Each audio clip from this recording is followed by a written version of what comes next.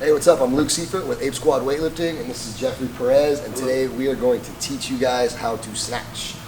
First thing we start with is always hand placement and hook grip.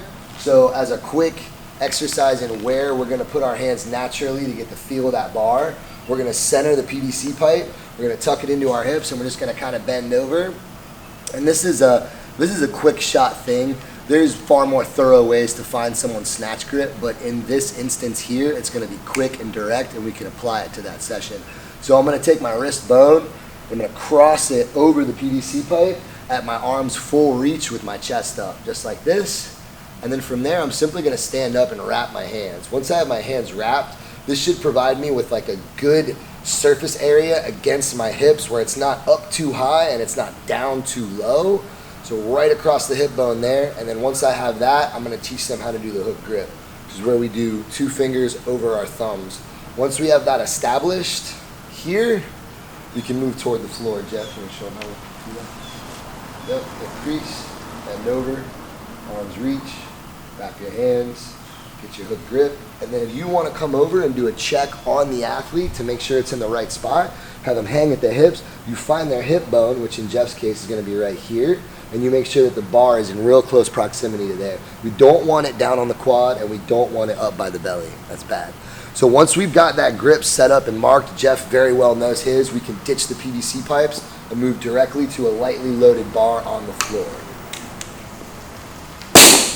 Once we have that bar loaded up, we're going to teach him how to approach the bar. For us, we always look for the midfoot here to be right under the barbell in the approach, and we're going to have the athlete set up to where their feet are comfortably under their hips, okay? Foot position is up to them. If they want to duck their toes out a little bit because it's comfortable, do that. If not, they like them straight, whatever. As long as we can get them moving properly, that's a big comfort thing. So once he has that set up, you're going to see him sit in towards the bar and get his grip exactly where he wants it. And then he's going to drop down into the start position. And notice how the bar didn't really move at all. It stayed in the same spot. The cues we want for that start position are going to be butt down, knees through the elbows, and chest up. Now right here, right there, is a very, very painful spot. While I'm talking, he's hating me because his quads are on fire. But we're going to talk about a few key points real quick. Knuckles are toward the floor, knees are through the elbows, bars in very close proximity to the athlete. I can't even get my finger in there, and he has a neutral line of sight.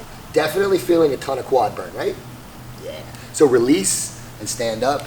Give them a second. I do that 2 to 3 times so that they're comfortable and knowing that that is going to be massively uncomfortable all the time.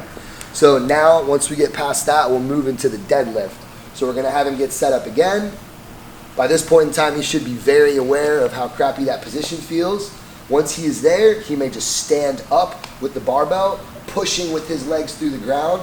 When he reaches the top, he's squeezing real tight through his quads, squeezing tight through his glutes. He's got his chest and shoulders straight down. They're not rolled forward, they're not pulled back, and he has his chin up or slightly tucked.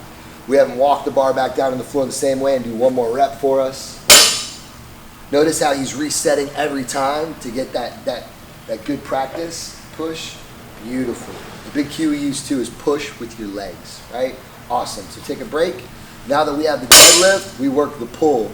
The only instance that the pull is actually different is when we reach the top, we're going to punch through our toes, extending our ankles, our knees, and our hips, and shrug our shoulders up. And you guys can clearly see just by my demo there that I have a nice little arc up and back, and I'm very tall, reaching my head toward the ceiling. Whenever you're ready. This would be the snatch pull. Pop, right at the hips, just like that. One more rep for us, please. Pop. Beautiful. All right. So now that we've established the snatch pull, we're going to evolve the movement even further, and we're going to take it into the snatch high pull. Now, the goal for the snatch high pull is to have the athlete get the bar to approximately their lower chest, sternum, xiphoid process area right here. We're going to have them keep their elbows on top of the bar and keep their knuckles toward the ground, and that's going to maintain the bar very close to their body and keep a nice tight pull. Let me do that.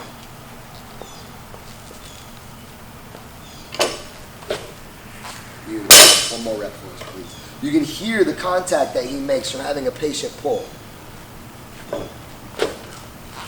Beautiful. Evolving the movement even further. Now it's a step-by-step process. We're going to turn that snatch high pull into a muscle snatch.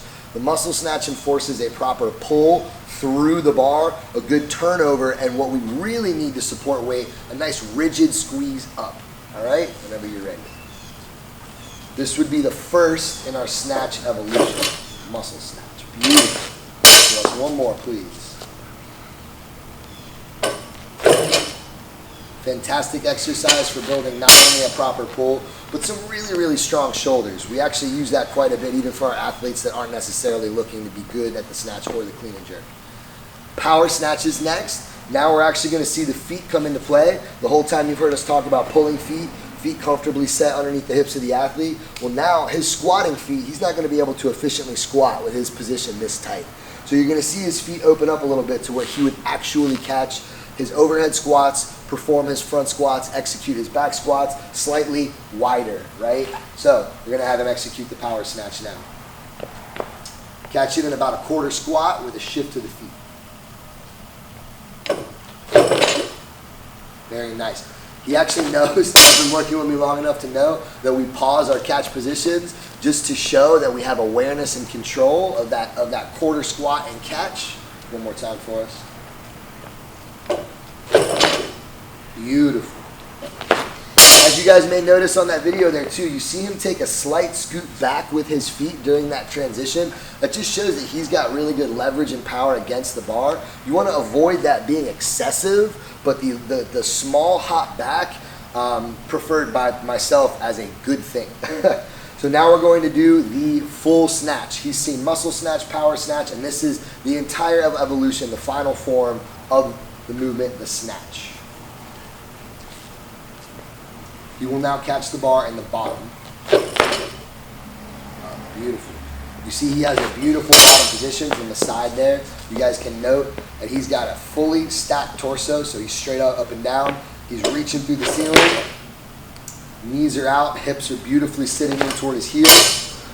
And that is your snatch.